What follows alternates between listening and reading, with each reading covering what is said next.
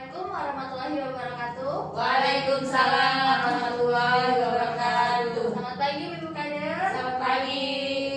Nah, sebelumnya biar semangat nih. Kita kalau misalkan saya bilang selamat pagi, jawabnya pagi luar biasa gitu ya Bu? Ya. Siap ya? Siap. Selamat pagi. Pagi luar biasa. Tepuk tangan dulu. Baiklah Ibu Kader, sebelumnya perkenalan dulu ya. Tak kenal maka tak sayang, gitu kan? Ya benar. Nah ya, Ibu ya.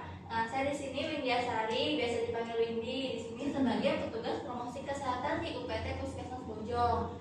Nah hari ini kita akan melakukan pengukuran faktor resiko PTM. Sebelumnya Ibu pernah mendengar nggak faktor resiko PTM? Enggak. Jadi pengukuran faktor resiko PTM itu ada 5 Ibu. Yang pertama, pengisian formulir resiko PTM. Yang kedua, pengukuran tinggi badan. Yang ketiga, pengukuran berat badan. Yang keempat, pengukuran lingkar perut. Dan yang kelima, menghitung IMT atau indeks massa tubuh.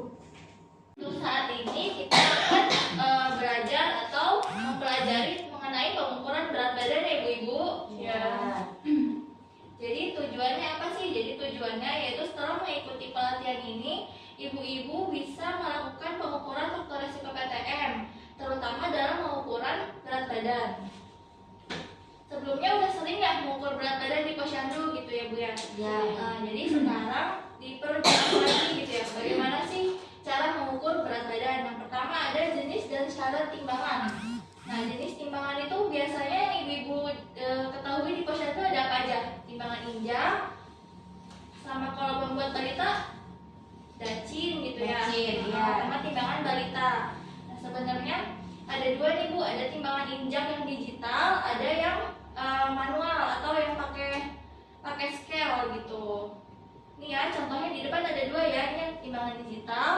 Ini ada yang ada scale-nya atau ada jarumnya gitu. Kalau yang digital langsung muncul angkanya. Jadi syarat umum untuk timbangan itu ada beberapa ya Bu. Yang pertama kuat dan tahan lama.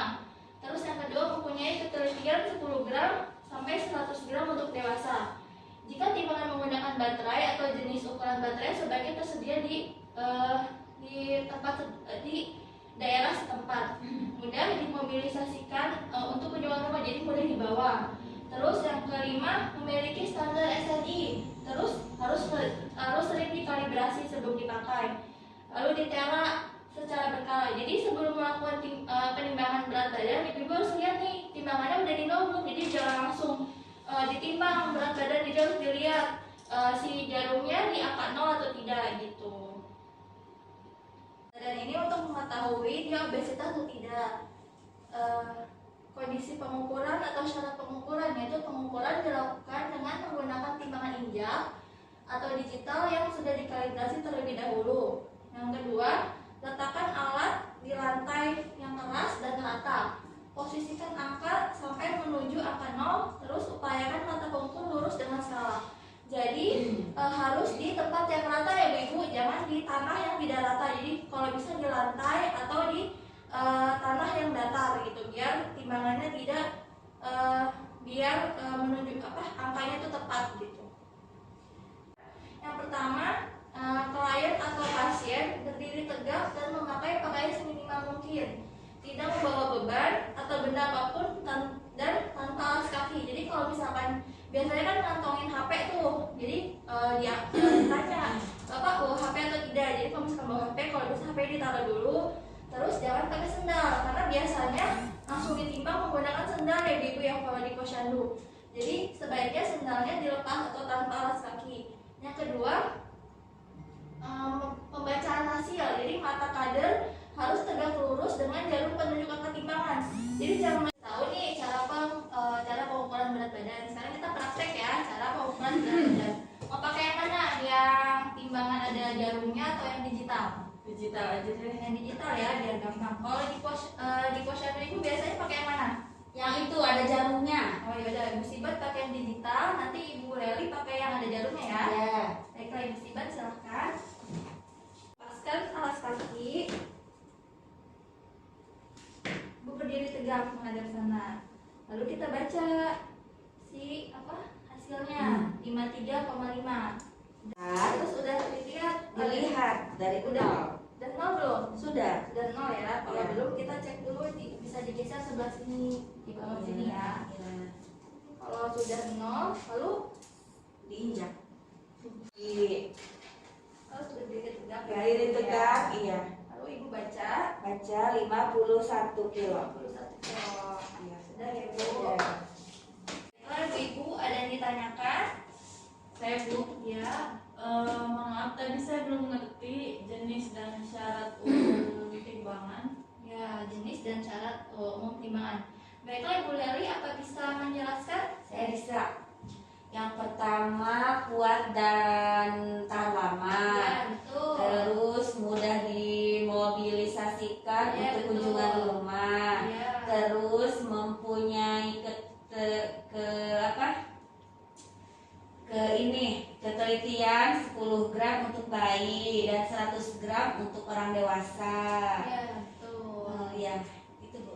Ya, sudah tepat ya Bu Leli ya. Jadi begitu Ibu Siba. Jadi syarat dan jenis timbangan yang tepat itu tadi tuh harus kuat dan tahan lama. Terus untuk bayi biasanya sampai 10 kg, untuk dewasa 100 gram. Lalu mudah dibawa kemana-mana karena kan biasanya untuk kunjungan rumah ya Bu ya. Ya. Terus selanjutnya bisa ditera atau dikalibrasi dulu gitu. Jadi biar penimbangannya tepat gitu. Berat badan itu untuk mengetahui dia obesitas atau tidak gitu. Jadi dengan pengukuran yang tepat akan mendapat intervensi yang tepat. Jadi kalau misalkan ibu-ibu mengukurnya benar, nanti kita akan tahu kan mana yang obesitas, mana yang tidak. Jadi kalau misalnya udah tahu mana yang obesitas ataupun tidak, kita bisa mengintervensinya secara tepat juga gitu. Bisa dikonsulkan ke dokter jika dia obesitas gitu. Kesimpulan pada pertemuannya ini yaitu pertama kita tentang pengukuran faktor resiko PTM, salah satunya mengukur berat badan. Terus kita mengetahui jenis Timbangan. ada yang digital dan ada yang Jarum. pakai jarum ya Bu. Terus yang ketiga jenis dan syarat timbangan. Iya. Yang pertama jenis syarat timbangan apa aja? Kuat dan tahan lama. Tahan lama. Terus SNI. ya mempunyai standar SNI. Ya, Terus mudah dibawa. sudah di bawah. Ya. Terus selanjutnya cara mengukur. Bagaimana Ibu cara mengukur berat badan? Harus itu. Di tempat yang datar. Ya, di tempat yang datar. Terus Berdiri tegak. berdiri tegak. Terus apa lagi? Dipastikan dari 0 dulu kalau yang Iya, itu, dipastikan timbangan dari di jarum. nol. Terus satu lagi dilepas alas kakinya ya, Bu, Iya, ya? dilepas alas kaki. Iya gitu.